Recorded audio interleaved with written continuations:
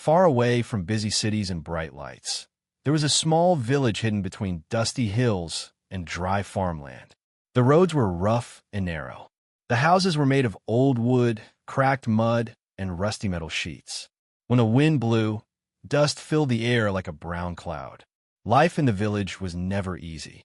Most people woke up before sunrise to work in the fields. The soil was hard, and the rain did not come often. Crops failed more times than they grew. Because of this, many villagers became bitter. Poverty had made their hearts heavy, and kindness was something people rarely showed. In this forgotten village lived a boy named Kofi. Kofi was only about 12 years old, but life had already given him more hardship than most children his age. He lived in a tiny, broken house at the edge of the village with his mother. The house leaned slightly to one side, as if it might fall down during the next strong wind. The roof had holes, and when it rained, water dripped inside. Kofi's mother had been sick for many years. Her body had grown weak, and she could no longer work in the fields like the other women in the village. Because of this, people often looked down on them. Every morning, Kofi woke up early. Before the sun rose, he would quietly step outside with a small bucket to fetch water from the well. The walk was long, and the bucket was heavy, but he never complained. After that, he tried to find small jobs around the village. Sometimes he carried firewood for people. Sometimes he helped farmers pick crops or clean their yards. But even when he worked hard, many villagers treated him poorly. Some adults believed the boy and his sick mother brought bad luck. They whispered about them when they passed by. "Nothing good ever comes from that house," one man once said loudly at the village market. Kofi heard those words. He always heard them. The children in the village were no kinder. When Kofi walked through the dusty paths, wearing his old torn shirt and worn-out sandals, some of the boys laughed at him. They pointed at the holes in his clothes. They called him names. Sometimes they even threw small stones toward his feet just to see him run. But Kofi rarely fought back. Instead, he lowered his head and kept walking. Deep inside, the words hurt him. They felt like small, sharp thorns in his chest. But he tried to stay strong. Because every evening, when the sun turned orange and the air became cooler, Kofi returned to the only place where he felt peace, his small home. Inside, his mother usually sat near the window where a little sunlight could reach her. Her voice was soft, but her eyes were always warm when she looked at him. She knew the village had not been kind to her son. One evening, after a long day of work, Kofi sat beside her quietly. His shoulders looked tired, and dust covered his hands. His mother gently placed her weak hand over his. "My son," she said softly, "the world may not always be kind, but never let it change your heart." Kofi looked at her with sad eyes. She smiled gently and continued, "Kindness and patience will one day return to you." Those words stayed with him. Even on the hardest days, when people laughed or pushed him away, he tried to remember what his mother had said. Sometimes, late at night, Kofi would sit outside the small house and look up at the stars. The village was quiet then. Only the sound of the wind and distant insects filled the air. As he stared at the sky, a quiet dream began to grow inside his heart. He wondered what life was like beyond the hills that surrounded the village. He imagined places where people were kinder, where hard work was rewarded, where his mother could get the help she needed. Kofi did not know how or when it would happen, but deep inside, he believed something with all his heart. One day, he would leave this village. A few weeks later, the quiet village suddenly became full of noise and excitement. It was Market Festival Day, the one day each season when farmers, traders, and visitors from nearby villages gathered to sell their goods. Colorful cloth covered wooden stalls. The smell of roasted corn and fresh bread floated through the air. People laughed, bargained loudly, and children ran between the crowded paths. For most villagers, it was a day of celebration. For Kofi, it was a day of hope. He woke up earlier than usual that morning. The first sunlight had barely touched the hills when he stepped outside with a small basket in his hands. Inside the basket were a few bundles of firewood he had gathered from the forest the day before. He had worked hard collecting them. His plan was simple. If he could sell the wood in the busy market, he might earn enough money to buy medicine for his mother. As he walked toward the village square, He could hear the music and voices growing louder. People were everywhere. Farmers displayed vegetables. Traders showed bright fabrics and tools. Kofi quietly moved from stall to stall, offering his firewood. Some people ignored him. Some waved him away. But he kept trying. Finally, he stopped near a large stall owned by Mr. Badu, one of the richest men in the village. Mr. Badu owned many fields and hired workers to farm for him. People respected him, but they also feared him because of his harsh temper. Kofi stepped forward carefully. "Sir," he said politely, holding up the small bundle of wood. "Would you like to buy some firewood? It's good for cooking." Mr. Badu slowly looked down at the boy. For a moment, he said nothing. Then a cold smile appeared on his face. "What would I do with that?" he said loudly. Several people nearby turned their heads to watch. Kofi tried to stay calm. "It burns well, sir. I gathered it myself." Mr. Badu suddenly laughed. But it was not a friendly laugh. "Look at you," he said, pointing at Kofi's torn shirt. "You think anyone here wants to buy from a boy who looks like a beggar?" Some villagers nearby chuckled.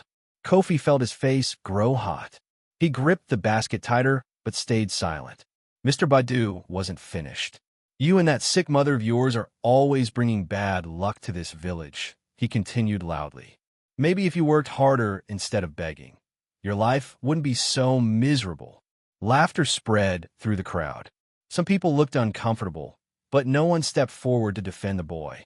Kofi felt the ground beneath him seem to shake. His chest felt tight, and his eyes burned, but he forced himself not to cry. He slowly lowered the basket. That was when he noticed someone standing behind the crowd. It was his mother. She had walked slowly from their house, hoping to see how her son was doing at the market. But instead, she had heard every word. Her face looked pale, her eyes filled with sadness. Kofi felt his heart break when he saw her there. Without saying anything, he picked up the basket and walked away from the crowd. The laughter behind him echoed in his ears like thunder. The walk home felt longer than ever before. That evening, the small house was quiet.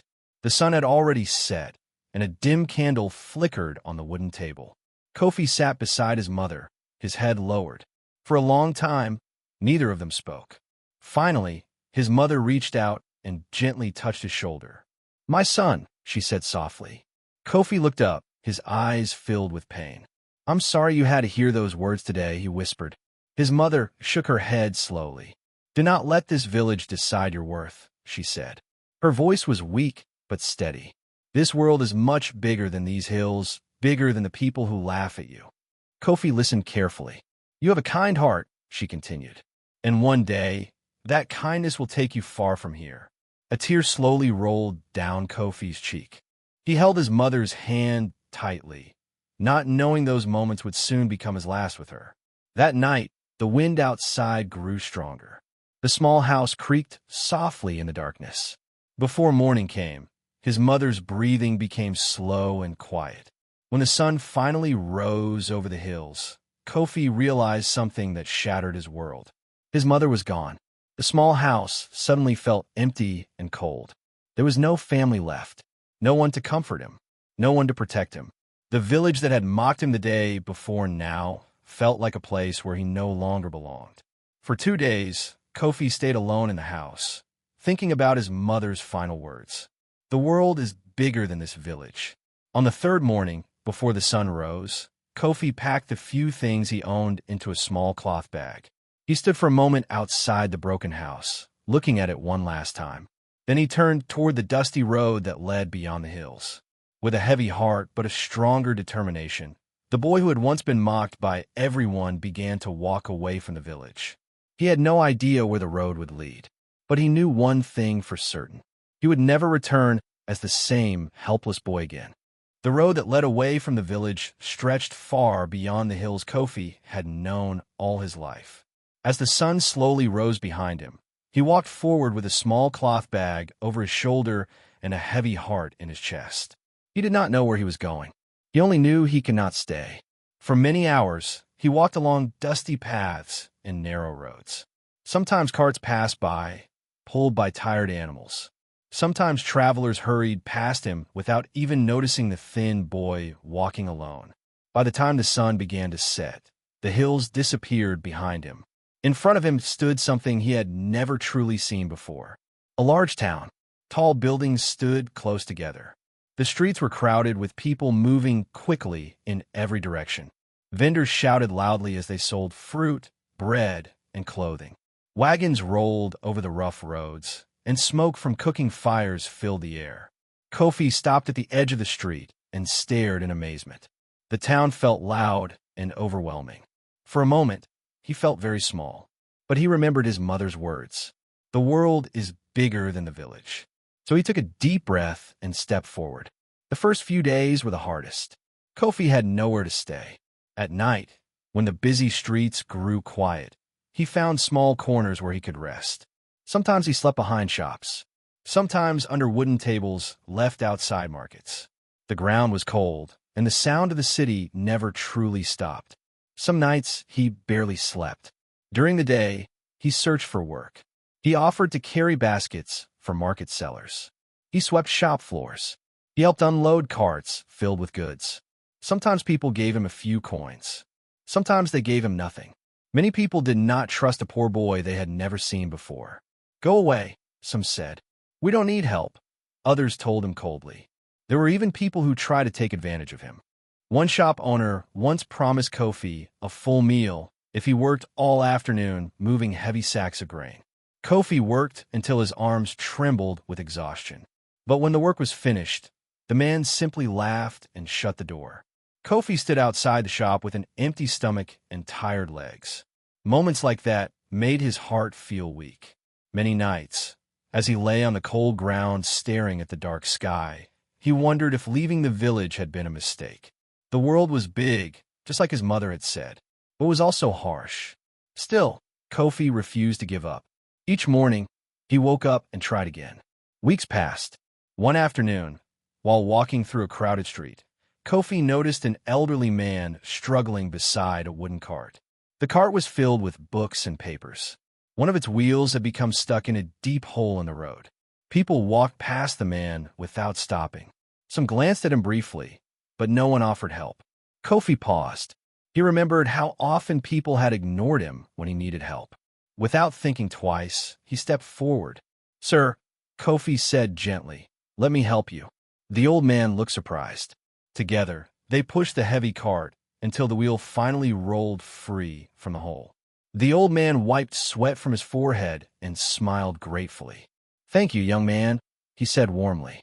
Kofi nodded politely and turned to leave. But the man stopped him. "What is your name?" he asked. "Kofi," the boy replied. The old man studied him carefully. His clothes were worn, and his face showed clear signs of hardship. But there was something else in his eyes, determination. "I am Mr. Mensah," the man said. "I run a small workshop nearby. We repair tools and machines." Kofi listened quietly. "I noticed something about you," Mr. Mensah continued. "You helped me without asking for money." Kofi shrugged slightly. "You needed help." The old man smiled. "Not many people think that." He paused before speaking again. "If you're willing to work hard, I may have a small job for you." Kofi's heart began to beat faster. "A job?" he asked carefully. Mr. Mensah nodded. "It will not be easy. The pay will be small at first, but you can learn useful skills." For a moment, Kofi could hardly believe what he was hearing. He quickly nodded. "I will work as hard as I can," he promised. And he meant it. From that day forward, Kofi spent his days in the small workshop. At first, his tasks were simple. He swept the floors, organized tools, and carried supplies. But he paid close attention to everything Mr. Mensah did. He watched how broken tools were repaired. He listened as the old man explained how machines worked. Slowly, Kofi began to understand things he had never known before. Months passed. Kofi worked harder than anyone else in the workshop. His hands grew stronger. His mind grew sharper. Soon, Mr. Mensah trusted him with more difficult tasks. The boy who once struggled to survive on the streets was now learning valuable skills. But the hardships he had faced never left his memory. Whenever poor workers came to the workshop asking for help with broken tools, Kofi treated them kindly. He understood their struggles. He had lived them. Over time, something inside him began to change. The boy who had once been mocked by his village was slowly becoming stronger, wiser, and more determined than ever before. And though he did not realize it yet, the long road of struggle he was walking would soon lead him toward a future far greater than he had ever imagined. Time has a quiet way of changing everything. The days in Mr. Mensa's workshop slowly turned into months, and the months turned into years.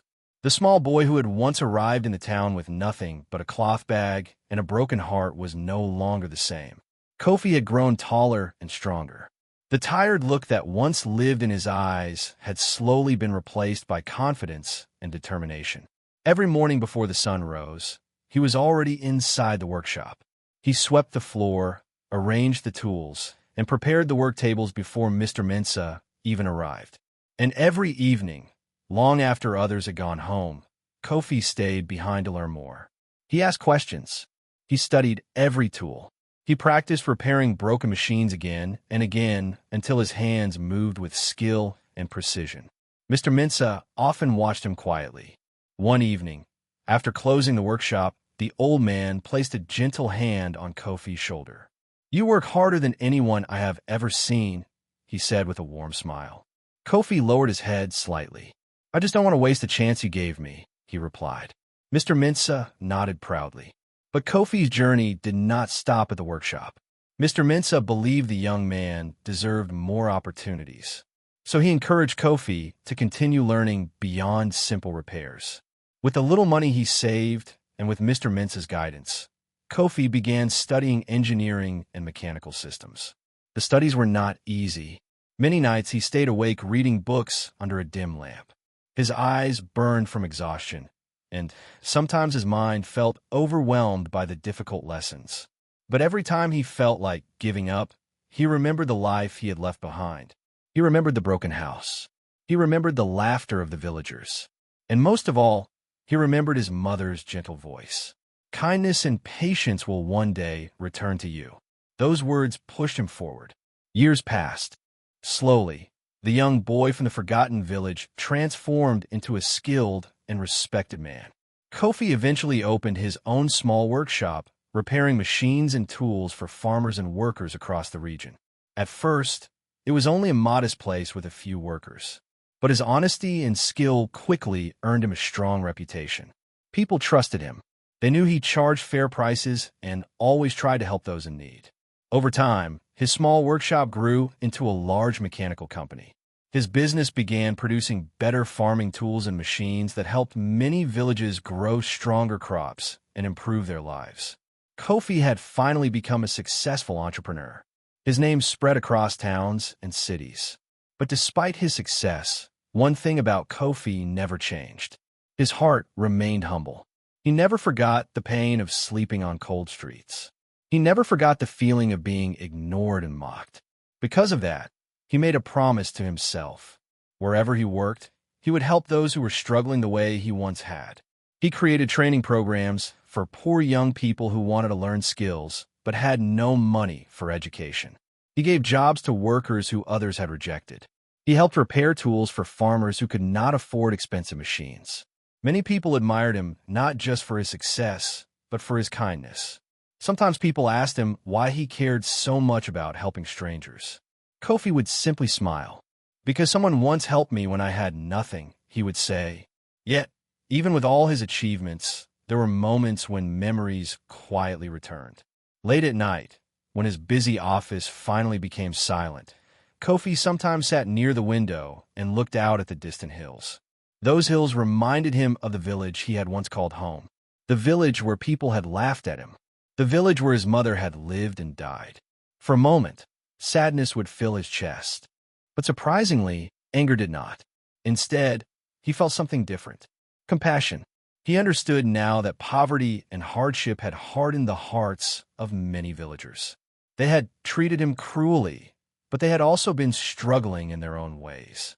Life had taught him something powerful. Pain could either make a person bitter, or it could make them stronger and kinder. Kofi had chosen the second path. One evening, as he stood outside his large workshop watching workers leave for the day, he felt a quiet sense of peace. The boy who once had nothing had built a life filled with purpose. But deep down, he knew something else. The journey that began in that forgotten village was not truly finished yet. because somewhere beyond the distant hills, the same village that once rejected him was slowly moving toward a crisis they could not face alone. And fate was quietly preparing the moment when their only hope would come from the very boy they once mocked. Many years had passed since the small boy named Kofi had walked away from the dusty paths of his village. Back then, the village had been poor but stable. The farmers worked their fields. Children ran through the narrow roads. Life was difficult, but it moved forward day by day. But time can change even the strongest places. One year, the rains came late. At first, the villagers were not too worried. Rain had sometimes been delayed before. The farmers planted their seeds and waited, hoping the clouds would soon gather over the hills. But the rain never came. Week after week, the sky stayed clear and empty. The hot sun burned the dry soil. Small cracks began to spread across the farmland. The green crops slowly turned yellow, then brown. The fields that once fed the entire village began to die. Farmers stood in silence, staring at their ruined crops. Their hard work had disappeared under the burning sun. Soon, food became scarce. Families began saving every grain they had left. Meals grew smaller. Children who once played happily now sat quietly beside their parents, feeling the growing hunger. But the drought was only the beginning. Because of the lack of clean water, sickness began to spread. At first, it was only a few people who felt weak and feverish. But within weeks, many villagers started showing the same symptoms. They became tired, dizzy, and unable to work. The small village had no proper medical care. People tried traditional remedies, herbs, and prayers, but the sickness continued spreading from house to house. Fear slowly filled the village. The same villagers who once laughed at Kofi now faced a struggle they could not control. One evening, the village elders gathered under the large tree in the center of the square. Their faces looked tired and worried. "We must ask the government for help," one elder said. "Yes," another agreed. "We cannot survive this alone." So they sent messages to nearby towns and government offices.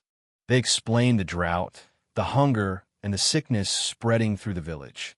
Days passed, then weeks, but no help came. No doctors arrived. No food supplies were delivered. It felt as if the village had been completely forgotten. The situation grew worse with each passing day. Children became weaker. Farmers had no crops to sell. Some families began leaving the village, hoping to find work or food in distant towns. But many people were too poor or too sick to travel. They stayed behind, waiting and hoping for something to change.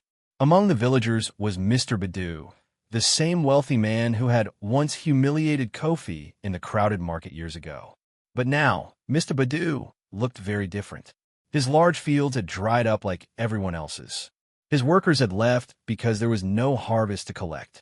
The pride that once filled his voice had disappeared. One afternoon, he stood in the middle of his dry farmland, staring at the cracked earth beneath his feet. For the first time in his life, he felt powerless. Many villagers began to lose hope. At night, the village felt quieter than ever before. The laughter and music that once filled the streets were gone. Only whispers of worry and fear could be heard. People gathered around small fires, talking about what might happen next. "Maybe the rains will return," someone would say. But their voices carried little confidence. Then one morning, something unexpected happened. A trader from a nearby town arrived in the village with news. The villagers quickly gathered around him, eager to hear anything that might bring hope. The man spoke loudly so everyone could hear. "I heard something in the city," he said. "There's a large organization helping villages affected by drought and disease." The crowd listened carefully. "They say a group of experts has been traveling to different communities, bringing medical aid, clean water systems, and farming technology." The villagers exchanged hopeful glances. "Do you know if they will come here?" one woman asked anxiously. The trader shrugged. "I do not know," he admitted. "But people say the leader of the organization is a very successful man who helps poor communities across the region." A small spark of hope began to spread among the villagers. For the first time in many months, people whispered about the possibility of help. Perhaps someone out there had the power to save them. Perhaps someone would hear their cries before it was too late. The elders quickly sent another message to the nearby towns, asking if this organization could be contacted. Then the village waited. Days passed again.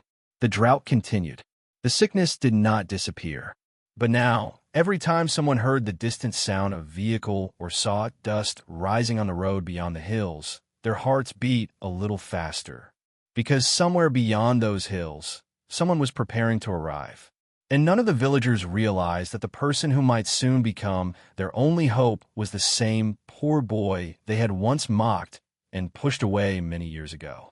The drought had lasted so long that many villagers had begun to believe help would never come. Each morning looked the same. The sky stayed clear and empty.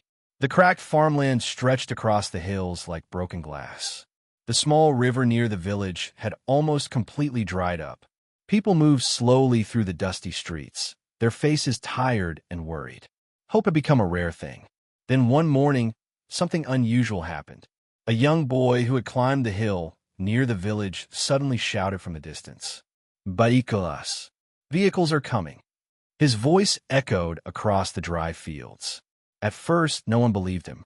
But soon, a thin cloud of dust could be seen rising from the road that led beyond the hills. The villagers began stepping out of their homes. Farmers left their empty fields. Mothers gathered their children. Everyone turned their eyes toward the narrow road. Slowly, the shapes became clearer. Several large vehicles were approaching the village. They were bigger and newer than anything most villagers had seen before. The sun reflected off their shiny windows as they rolled closer, raising clouds of dust behind them. People gathered in the center of the village square, whispering with curiosity and nervous excitement. Who could it be? Maybe it's the government. Maybe it's the aid workers we heard about. The vehicles finally stopped near the large tree where the elders usually gathered. For a moment, everything became quiet. Then the doors slowly opened. Several workers stepped out first, wearing clean uniforms and carrying equipment. Some carried medical bags. Others unloaded boxes filled with supplies. The villagers watched with wide eyes. But then someone else stepped out of the front vehicle. He was a tall man wearing a simple but neat shirt. His posture was calm and confident. His eyes scanned the village slowly, taking in every broken house, every tired face, every dry field. There was something familiar about him, but no one spoke at first. The villagers simply stared. Then an old woman, standing near the front of the crowd, suddenly gasped softly. Her hands trembled slightly as she leaned closer to see the man's face. It can't be," she whispered. A few others looked more carefully. The man's eyes moved across the crowd with quiet emotion. The dusty roads, the broken houses, the large tree in the square, all of it looked exactly the way he remembered. Finally, someone spoke loudly. "Kofi." The name spread through the crowd like a sudden wind. "Kofi, is that really him?" More villagers stepped forward, their faces filled with shock. The realization slowly began to grow. The man standing before them, the respected leader who had arrived with vehicles and aid workers, was the same poor boy who had once walked these streets wearing torn clothes.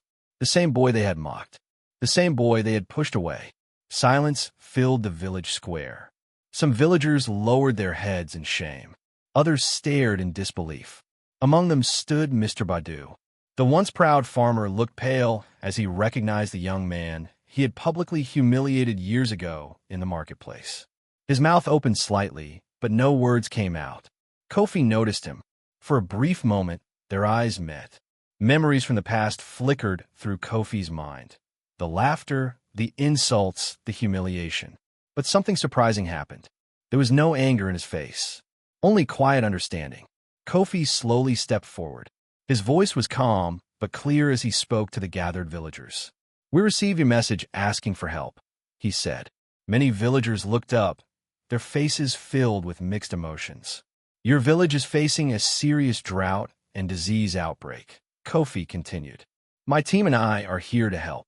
Behind him, the workers began unloading medical equipment and containers of clean water.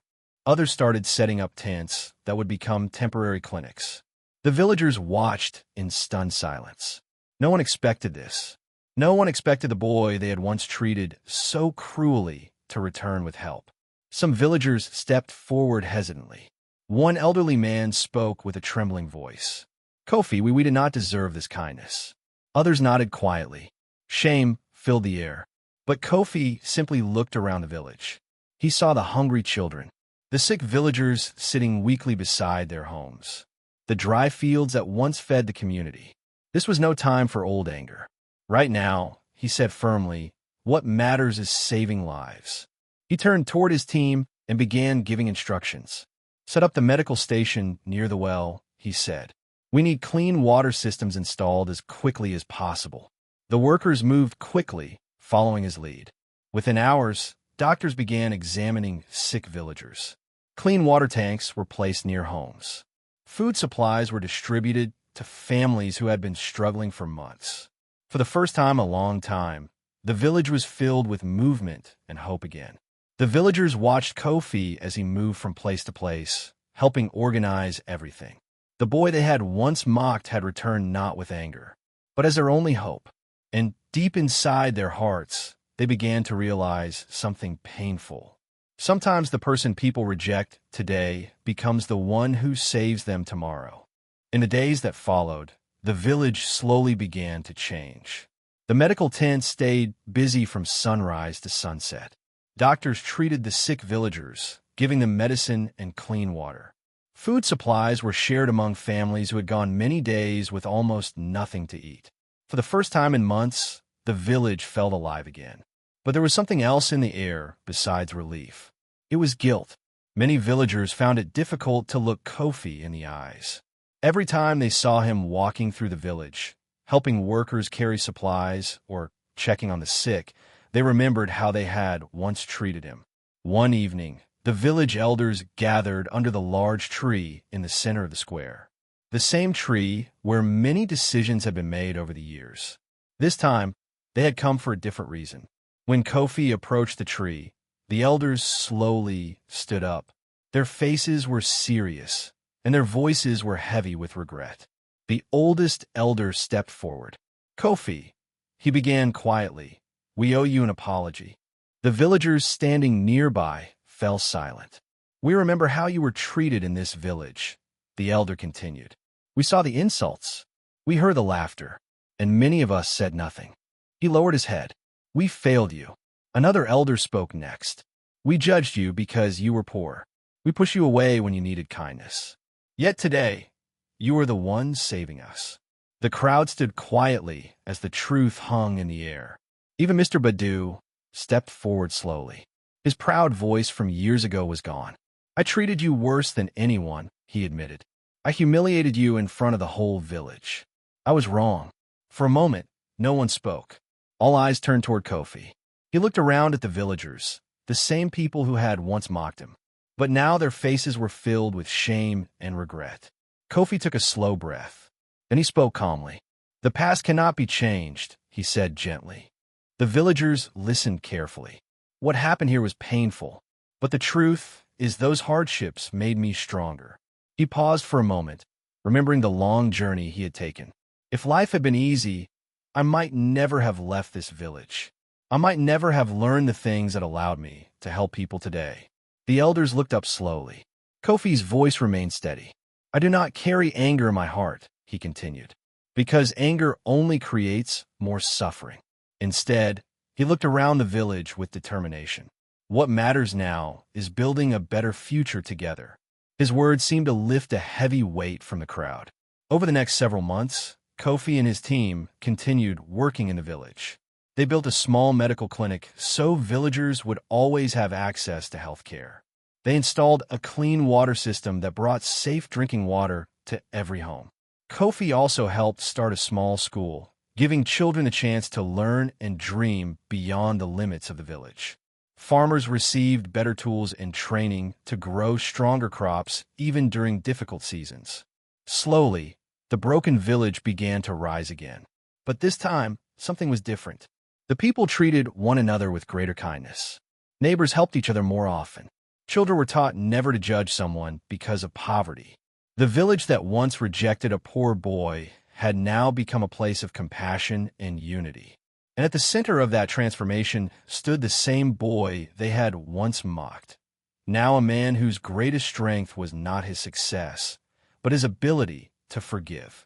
Years passed, and the village that had once mocked a poor boy now remembered him as its greatest hero.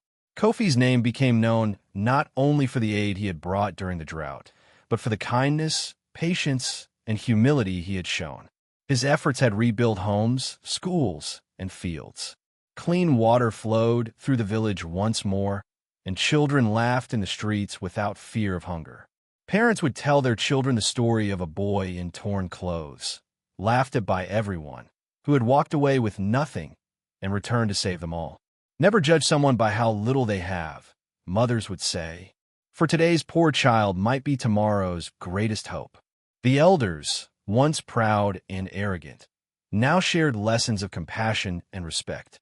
Even the children who had laughed at Kofi long ago learned through his story that cruelty leaves scars, while kindness can change the world. And Kofi, though his work had taken him far beyond the village, he remained a quiet presence in their hearts, a symbol of hope, resilience, and forgiveness.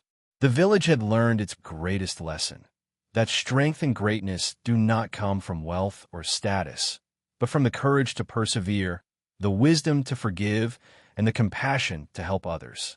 And so, the story of the boy who had once been mocked ended not with revenge, but with a truth that would echo for generations. Sometimes the person people reject today becomes the one who saves them tomorrow. The sun set over the hills, casting golden light across the village, a quiet reminder of the journey from pain to hope, and the lasting legacy of a boy who refused to give up.